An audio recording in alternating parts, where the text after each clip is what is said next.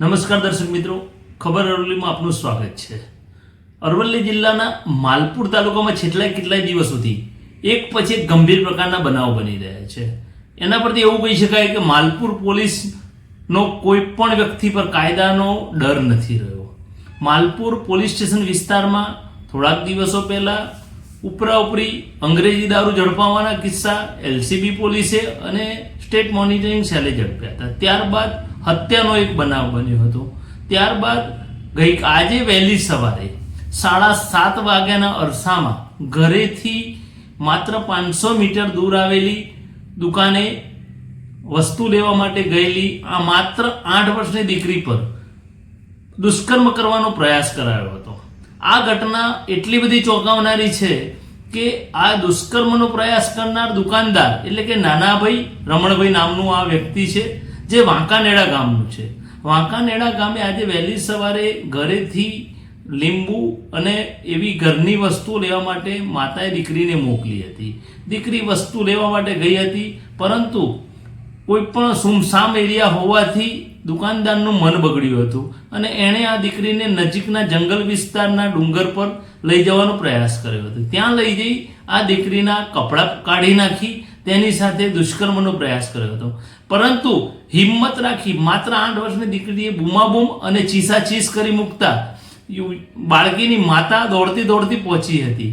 બાળકીની માતાને આવતી જોઈ આ દુકાનદાર આ દીકરીને મૂકીને નાસી છૂટ્યો હતો।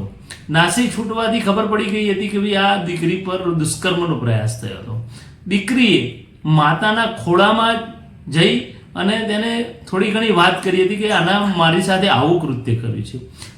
એવું કહી શકાય કે આ બનાવ બાદ તાત્કાલિક ગ્રામજનો અને અગ્રણીઓને જોડે લઈ આ મહિલાએ દીકરી પર દુષ્કર્મના પ્રયાસની માલપુર પોલીસ સ્ટેશને ફરિયાદ નોંધાવી હતી। માલપુર પોલીસે પણ દીકરીનું મેડિકલ પરીક્ષણ કરાવવાની કાર્યવાહી શરૂ કરી હતી।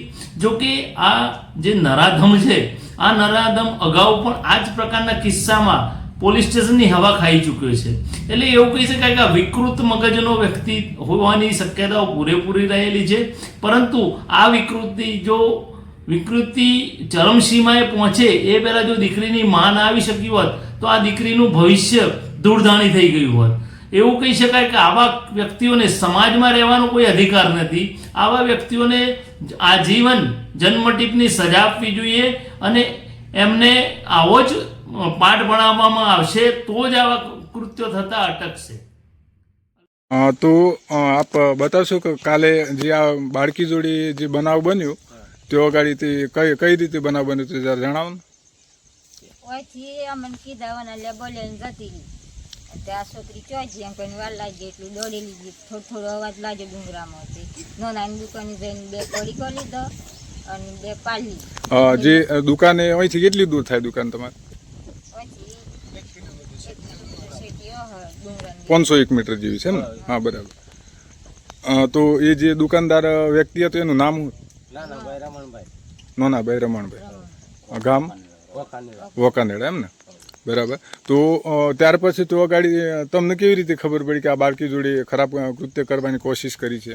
મેં દોડેલી જી એટલે એ છોકરો હતો તો દોડીને નાનાભાઈ રમણભાઈ જતા દોડેલા, બરાબર। એના પાસે કપડો નતો, લેગો પહેરતો જતો, બોડું ચડ્ડો પહેરેલો હતો અને આ છોકરી ડુંગરામાં લુગડા વગર પડી હતી।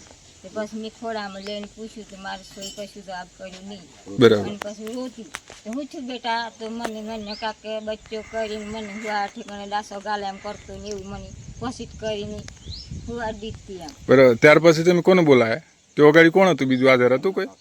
હાજર કોઈ નતું, પણ પેલા પ્રતાપભાઈ જતા તેનો પાસે ફોન કરાયો કે મારા ઘરવાળો ફોન ખૂબ પાડતો, તમે ફોન કરો। બરાબર। તો અમને ફોન ઉપાડ્યો નહીં, દોનનો કોથળો લઈને આવતા હતી। હા, ડેરીમાં ગયેલા હતા? ડેરીમાં ગયેલા હતા, બરાબર। સવારે 7:30 નો ટાઈમ હતો, સવારે વહેલા, બરાબર।